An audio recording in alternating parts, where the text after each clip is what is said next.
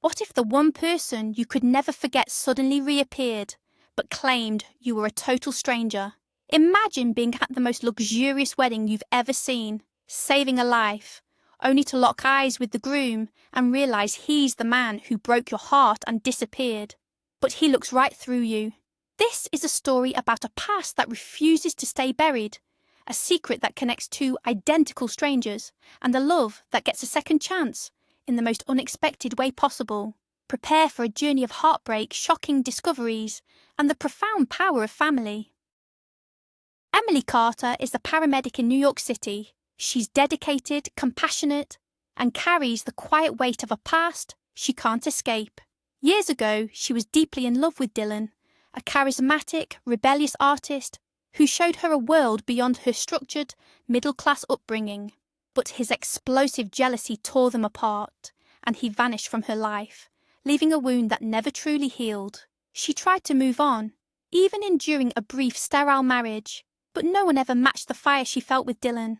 Now, she lives a solitary life, finding comfort in her demanding job and her rescue cat Leo, convinced that true love was a once-in-a-lifetime experience she already lost. The end of the shift was a mirage shimmering just 2 hours away. Paramedic Emily Carter sat in the station's break room, the bitter scent of burnt coffee hanging in the air. Her partner, Walter, a man whose weary sighs were a language of their own, was scrolling through his phone. The calm was a fragile thing, easily broken. And then it shattered. The dispatcher's voice crackled through the speaker, sharp and urgent. "Squad 34, we have a priority 1 call. Anaphylactic shock. The address is the Blackwood estate in the Hamptons."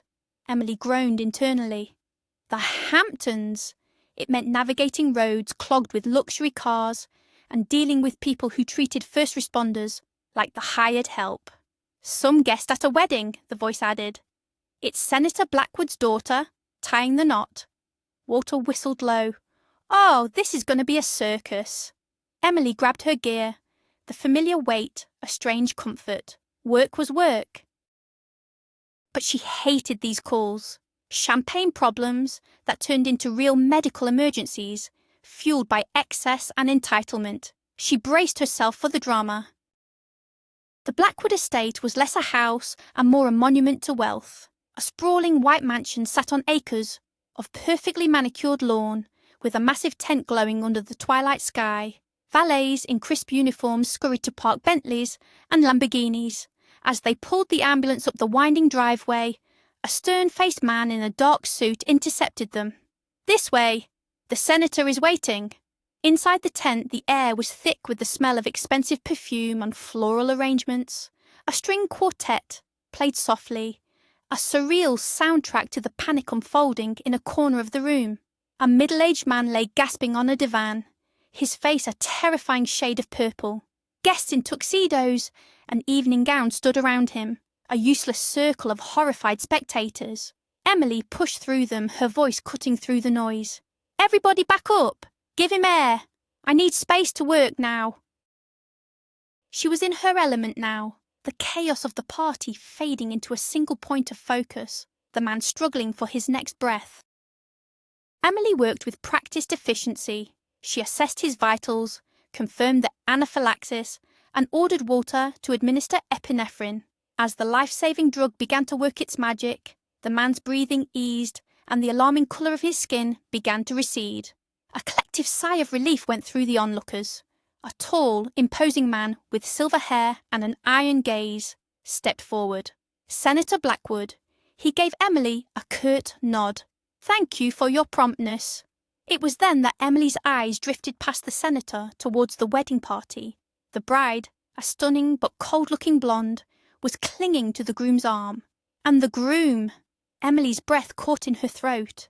The air left her lungs as surely as if she'd been punched. It couldn't be. The same dark, unruly hair, the same intense eyes, the same way he held his jaw when he was stressed. It was Dylan. Older, dressed in a ridiculously expensive tuxedo, but unmistakably him. Her training, her professionalism, it all evaporated. An invisible force pulled her forward. She moved past the recovering patient, past the senator, her world narrowing to the man standing under the floral arch. "Dylan," she whispered, her voice barely audible. He looked at her, his expression a polite blank. "I'm sorry, do I know you?" he asked, his voice smooth and unfamiliar. The bride, Tiffany, tightened her grip on his arm. "Ethan, honey, who is this?" "Ethan, not Dylan." Emily's mind reeled. "No, you're Dylan," she insisted, her voice getting louder, attracting attention. "Dylan Miller, from the Bronx. You can't just pretend you don't know me." The man, Ethan, just shook his head, a flicker of annoyance in his eyes. "You must be mistaken," he said coolly. "My name is Ethan Hayes. I've never been to the Bronx in my life." It was a lie. It had to be a lie. The casual dismissal, the cold denial. It was like a slap in the face. All the pain from their breakup came rushing back, fresh and raw. "Stop lying!" Emily's voice cracked, and she hated the desperation in it. "What kind of sick game is this? The scar above your eyebrow from when you fell off your skateboard on 181st Street. You told me you'd have it forever." She took a step closer, intending to point to prove it, to make him see. Suddenly, two large men in suits were flanking her. Senator Blackwood's voice was like ice. "That's enough. Security, please escort this woman out. She's clearly distraught and confused." Ethan wouldn't meet her eyes. He just stared straight ahead, his jaw tight, a stranger wearing the face of the man she loved. Humiliation burned through her. The guests were staring, whispering. The security guards took her arms gently but firmly. "Come on, miss. Let's go." They led her out of the glowing tent, away from the music and the laughter, and back into the cold, indifferent night. She felt like a ghost being exorcised from a life that was never hers. The ride back in the ambulance was suffocatingly silent. Walter drove, his eyes fixed on the road, occasionally glancing at her in the rearview mirror. Finally, he broke the silence. "Em, what the hell was that? You know the senator could have our badges for a stunt like that." Emily just stared out the window, watching the city lights blur through a veil of tears. She couldn't explain it. How could she explain seeing a ghost at a billionaire's wedding? When the tears finally came, they were silent, hot tracks down her cheeks. It was the grief of the past and the humiliation of the present, all crashing down on her at once. Walter said nothing more. He just turned up the radio, a small act of kindness in the overwhelming darkness. By the time she got back to her quiet apartment in Queens, she was emotionally hollowed out. Her cat, Leo, rubbed against her legs, his purring a low rumble in the stillness, but even he couldn't fill the echoing void that had just been ripped open in her chest. The apartment felt more like a cage than a home. Restless, Emily paced the small living room, before finally succumbing to the impulse she'd been fighting. From the back of her closet, she pulled down an old shoebox. The scent of dust and faded memories rose as she lifted the lid. Inside were photographs, concert ticket stubs, and dried flowers. Her fingers trembled as she picked up the first picture. There they were, 17 and invincible. Emily, all shy smiles and glasses, the studious girl from a good family, and Dylan, with a defiant smirk and paint-spattered jeans, the charismatic street artist from a world away. They had met by chance at a summer street fair, a collision of two different universes. He had seen past her insecurities, and she had seen the brilliant, sensitive soul beneath his rebellious exterior. Looking at the photo, she remembered the thrill, the fear, and the undeniable pull that had drawn them together, changing the trajectory of her life forever. Her fingers brushed across another photo. This one was her favourite. It was taken on a secret rooftop they had claimed as their own, overlooking the glittering expanse of the Manhattan skyline. They had hauled up old blankets and a cheap bottle of wine, feeling like they were on top of the world. He had his arm around her and she was leaning into him, her head on his shoulder, laughing at something he'd said. She could almost feel the cool night breeze, hear the distant wail of a siren, and taste the cheap wine on her lips. In that moment, nothing else mattered. Not her parents' disapproval, not their different backgrounds, not the uncertain future. There was only the two of them, suspended in a perfect bubble of first love. It was a time when she believed in forever, a time when the thought of him looking at her like a stranger would have been the most absurd, impossible thing she could imagine. The memory soured as she dug deeper into the box. She found a photo from the one and only time she brought Dylan to a family dinner. Her father, a respected surgeon, had been polite but condescending, questioning Dylan about his artistic pursuits with a thinly veiled skepticism. Her mother had fussed nervously, her anxiety palpable. Emily could still see the look on Dylan's face. He had tried to be charming, to fit in, but he was an outsider in her world of quiet suburbs and professional ambitions. The photo captured it perfectly. Emily sitting awkwardly between her smiling parents and a tight-lipped Dylan, a chasm of class and expectations separating them. After that night, he had started pulling away. "They look at me like I'm something they scraped off their shoe, Em," he had said, his voice laced with a bitterness she didn't know how to soothe. It was the first real crack in their foundation. The last picture in the box was from a college party, the night it all ended. It wasn't even a real photo, just a blurry Polaroid someone had snapped. In it she was on the dance floor, laughing with a classmate. It was innocent, a stupid dance contest. But when Dylan had shown up, his eyes had been filled with a storm of jealousy she didn't recognise. The fight had been explosive, public and brutal. He'd accused her of things she couldn't even comprehend. His words like stones. Her pride, already wounded by his possessiveness, had made her lash out in return. They had said unforgivable things to each other. He had stormed out, and that was it. She waited for him to call, to apologise, but the call never came. A week later, she heard from a mutual friend that he and his mother had moved away. No goodbye, no explanation, just gone. He had vanished, leaving her to piece together the fragments of her heart. Emily pushed the box away, the memories too sharp. Her mind flashed forward to the years that followed, to Stephen, her husband of 2 years. He was a dentist, a colleague of her mother's. He was safe, stable, and approved of by her parents. He was everything Dylan wasn't. Their marriage had been a quiet, orderly affair, devoid of passion or chaos. It was like living in a perfectly curated museum where you weren't allowed to touch anything. She had mistaken his calm for kindness, his predictability for stability. In reality, it was just indifference. The divorce was as passionless as the marriage, a simple signing of papers. That experience had cemented a belief deep inside her. The kind of all-consuming love she'd felt for Dylan was a dangerous, destructive fire, and she was better off in the cold.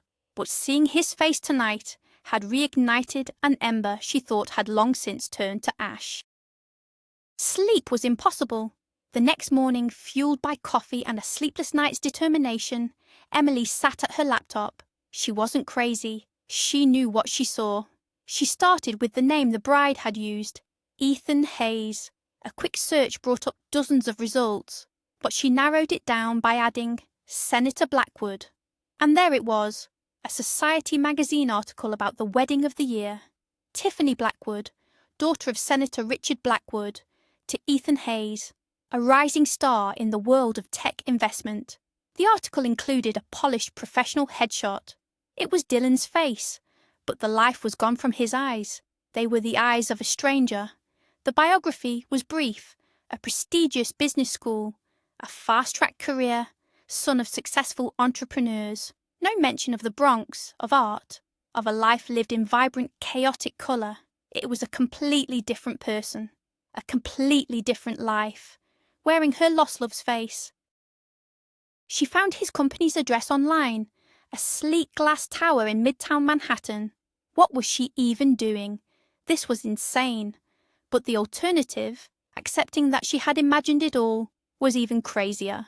She put on her most professional-looking clothes, which still felt like a costume, and took the subway into the city. The lobby of the investment firm was intimidating, all marble and brushed steel. It was a world away from the grit and grime of an emergency room. "I'm here to see Ethan Hayes," she told the receptionist, her voice steadier than she felt. "Do you have an appointment?" the woman asked, not looking up. "No," Emily admitted, "but it's personal. It's urgent. The receptionist finally looked at her, her expression a mix of pity and annoyance. "Mr. Hayes doesn't take unscheduled personal meetings. I can take a message." But Emily wouldn't be deterred. "Just tell him Emily Carter is here, please. Tell him it's about Dylan." The receptionist sighed and reluctantly buzzed his office. After a moment, her eyes widened slightly. "He'll see you," she said. Her tone shifted from dismissal to curiosity. Ethan's office was on a high floor with a panoramic view of the city that Dylan would have loved to paint. He stood by the window, his back to her, looking every bit the powerful executive. He turned, and his face was a mask of cool control. "You have 5 minutes," he said. His voice clipped. "What is this about?" Emily's hands shook as she pulled the old photographs from her bag and laid them on his vast mahogany desk. "This is about this," she said. He walked over to the desk and picked up the photo of them on the rooftop. She watched his face, searching for any sign of recognition. For a long moment there was nothing. Then his composure finally broke. A shadow of disbelief, of profound confusion, crossed his features. He stared from the laughing boy in the photo to his own reflection in the dark glass of his phone. The resemblance was absolute. It was undeniable. Ethan sank into his leather chair, the photo still in his hand. He kept looking from the picture to Emily's face, as if trying to solve an impossible equation. I don't understand," he stammered. "Who is this?" "His name is Dylan Miller," Emily said softly. "He was my first love. He looks exactly like you." All the arrogance was gone from Ethan's demeanour, replaced by a raw vulnerability. He looked genuinely shaken.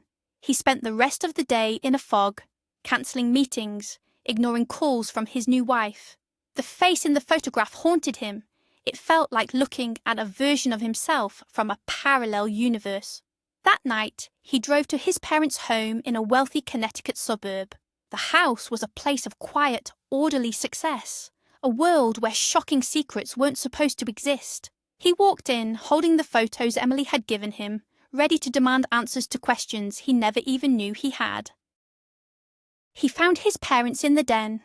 He laid the photos on the coffee table, without a word.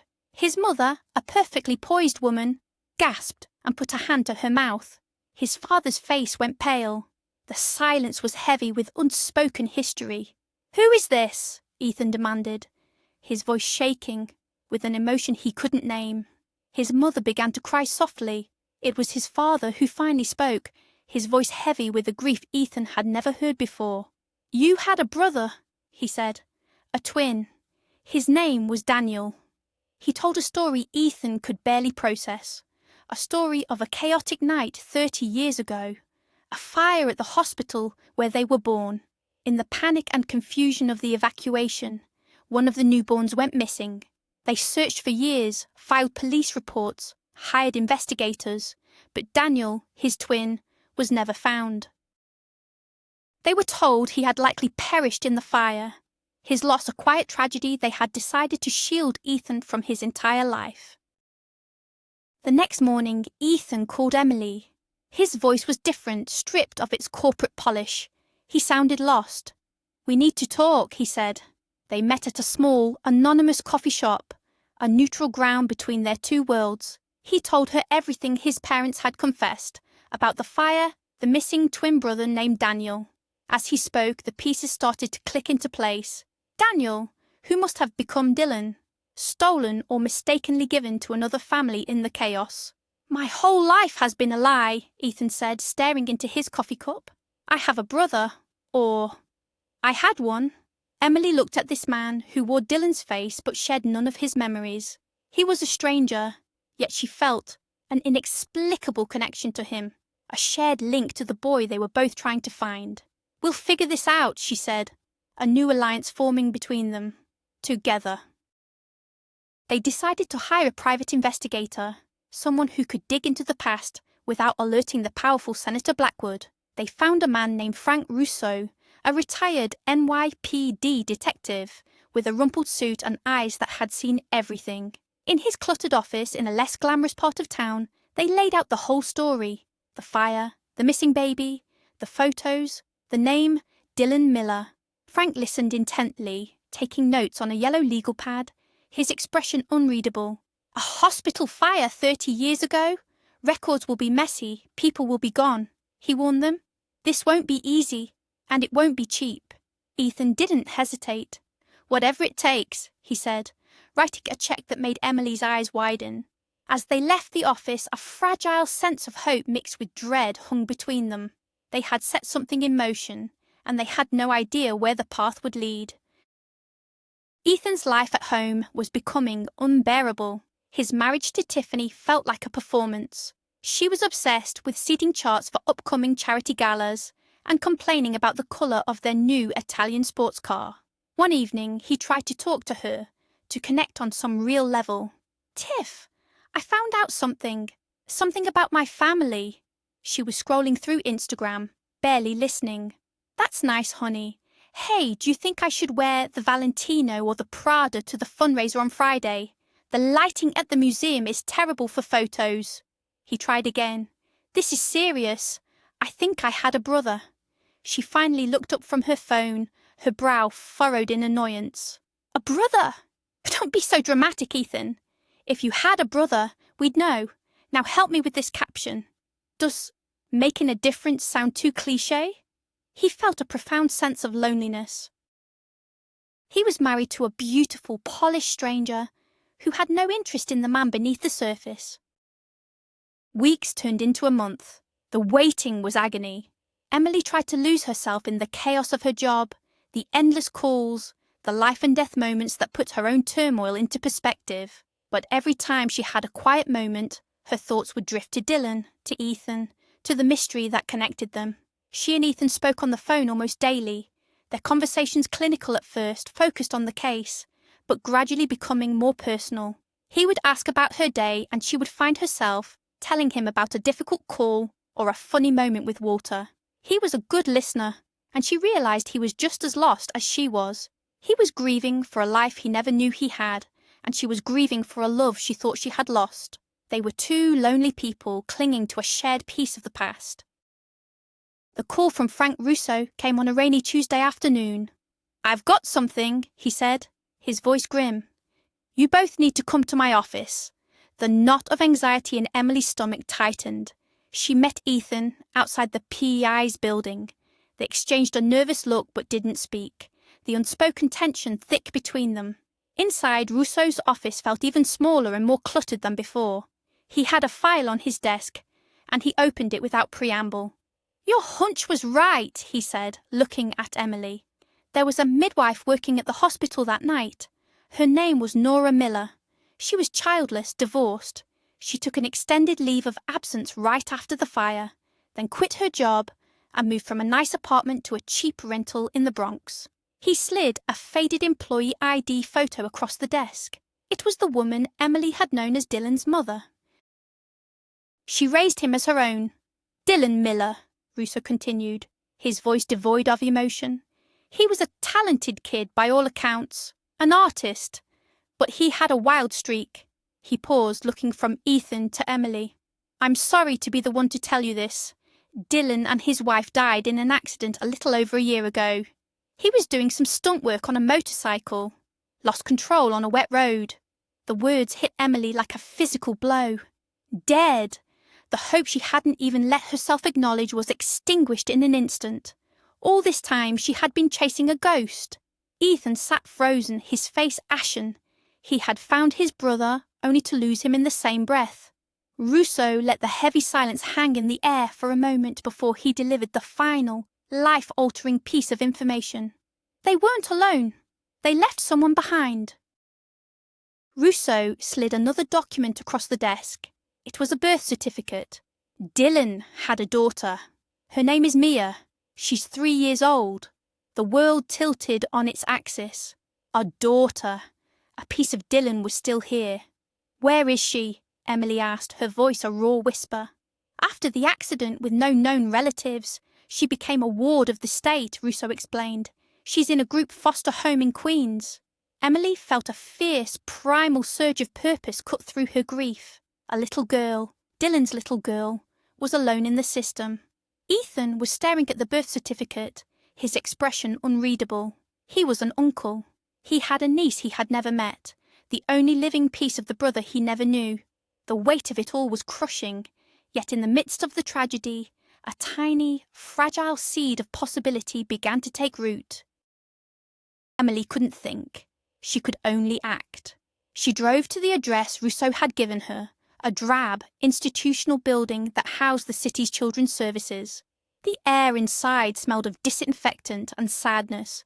She explained her connection to Mia, a convoluted story of being an old friend of the family. A weary-looking social worker finally led her to a brightly coloured but sterile playroom. And there in the corner, building a wobbly tower of blocks, was a tiny girl with familiar dark, curly hair and serious, watchful eyes. It was like looking at a miniature version of Dylan. Emily's heart ached with a love so fierce it almost brought her to her knees. This was his daughter. She sat down on the floor a few feet away.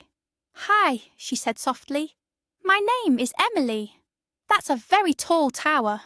The little girl looked at her, her gaze piercing, and for the first time in a very long time, Emily felt the stirrings of a future. The connection was immediate, a strange and powerful magnetic pull. Mia, who the social worker said was usually shy and withdrawn, slowly warmed up to her. After an hour of playing with blocks and reading a picture book, the little girl crawled into Emily's lap and fell asleep.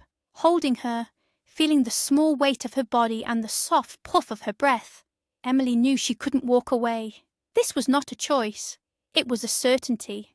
This little girl was hers to protect. But when she spoke to the director about adoption, she was met with a wall of cold, hard bureaucracy. "The process is very complex, Ms. Carter. There are background checks, home studies, waiting lists. It could take years. There are no shortcuts." Emily walked out of the building, leaving a piece of her heart behind in that sterile playrooms. She felt defeated, but a new, steely resolve was hardening within her. She would not let Dylan's daughter grow up a stranger in the system. That night, Emily called Ethan, her voice thick with desperation. She told him about Mia, about the instant bond, about the bureaucratic nightmare that stood between them. "They said it could take years, Ethan. She'll be lost in the system by then. She needs a family now." Ethan listened in silence. When she was finished, his voice was quiet but firm. "Don't worry, Emily. I'll handle it." The next day, he went to see his father-in-law. Not as a son-in-law, but as a man making a deal. He didn't explain the full story, only that he needed to help the orphaned daughter of an old friend and was hitting roadblocks. He asked the senator to make a call. Then he went home to Tiffany. "I want a divorce," he said calmly. The fight was epic, involving tears, threats, and a furious call to her father. But Ethan was resolute. He was done performing. He packed a bag, signed the prenuptial agreement that left him with nothing of their shared assets, and walked out the door, feeling lighter than he had in years. A few days later, Emily's doorbell rang late at night. She opened it to find Ethan on her doorstep, a single suitcase by his side. He looked tired, but clear-eyed. "I left her," he said simply. "And I made some calls. Or rather, the senator did. The director of Children's Services will be expecting you tomorrow. They're going to fast-track Mia's case. They've been told you are her closest living relative." Emily was speechless. He had dismantled his entire life for a little girl he had never met, for a brother he had never known. "Why?" she finally asked. "Because she's family," he said, a sad smile on his face. "And so are you in a way. We're all that's left of him." He looked at her small apartment, at the life he had just crashed into. "Can I stay here for a little while? Just until I figure things out." Emily stepped aside and opened the door wider, letting him in. It was the start of their new, strange, and completely unexpected family. Life transformed overnight. Their small apartment was suddenly filled with the laughter and occasional tears of a 3-year-old. Emily officially adopted Mia, and the three of them began to navigate the delicate process of becoming a family. Ethan slept on the couch, but he was more of a father to Mia than a house guest. He was there for bedtime stories, for scraped knees, for building block towers that always seemed to fall. Emily watched in amazement as this polished executive effortlessly became a loving, patient father figure. She saw glimpses of Dylan in the way he joked with Mia, but she also saw a steadiness, a reliability that Dylan never had. The grief for her lost love began to transform into a deep growing affection for the brother he left behind. They were healing together, building something new on the foundations of their shared loss. One crisp autumn afternoon, they decided to visit Dylan's grave. It was in a small cemetery just outside the city. Ethan bought a bouquet of wildflowers, the kind Dylan used to pick for her. The headstone was simple: Dylan Miller, beloved son and husband. Next to it was a matching one for his wife. Emily looked at the smiling photo of the woman on the gravestone and felt a pang of connection. They had both loved the same difficult, wonderful man. She introduced herself to him in her mind, promising she would take care of his little girl. Ethan stood silently beside her, his hand resting on the cool stone. "Hello, brother," he whispered, the words carried away by the wind. "I'm sorry I'm late." It wasn't a goodbye. It was a hello, a final necessary acknowledgement of the bond that tied all of them together. As they walked away, Mia holding each of their hands, it felt like they were finally leaving the ghosts of the past behind them. A year slipped by, weaving them into a real family. Mia adored her parents, as she now called them. Emily and Ethan's partnership, born from grief, had blossomed into a deep and quiet love. One day, however, Emily realized something was wrong. She was exhausted all the time, emotional, and she was gaining weight despite her hectic schedule. She chalked it up to stress, convinced the infertility issues that had plagued her first marriage were permanent, but her partner, Walter, ever observant, squinted at her one day after she'd devoured her lunch. "You're not stressed, Carter," he said bluntly. "You're pregnant." Emily laughed it off, but the seed of doubt was planted. That evening, on a whim, she bought a pregnancy test. When two bright pink lines appeared on the little stick, she stared in disbelief, her heart pounding a frantic rhythm against her ribs. It was impossible. It was a miracle. She showed the test to Ethan, her hands shaking. He lifted her off the ground, his laughter filling their small apartment, a sound of pure, unadulterated joy. 9 months later, their son, Matthew, was born. He had Emily's calm demeanour and a tiny, perfect face that was a miraculous blend of the two brothers. One day, stuck in traffic, Senator Blackwood saw them on the street. He saw his former son-in-law, Ethan, pushing a stroller, holding hands with the smiling, radiant Emily, while a little girl skipped beside them. They were a portrait of happiness, the kind of happiness no amount of money could buy. He thought of his own daughter, Tiffany, drifting through life from one party to the next, forever chasing a joy she could never quite catch. And in that moment, the powerful senator understood that true wealth isn't measured in dollars, but in the simple, profound love of a family. Emily had lost her first love, but in the wreckage, she found his legacy, his brother, and a happiness she never thought possible. Sometimes the greatest tragedies lead to the most beautiful destinations. Thank you for watching. If this story touched your heart, please give it a thumbs up, subscribe for more, and share your thoughts in the comments below. Have you ever had a moment that completely changed the course of your life?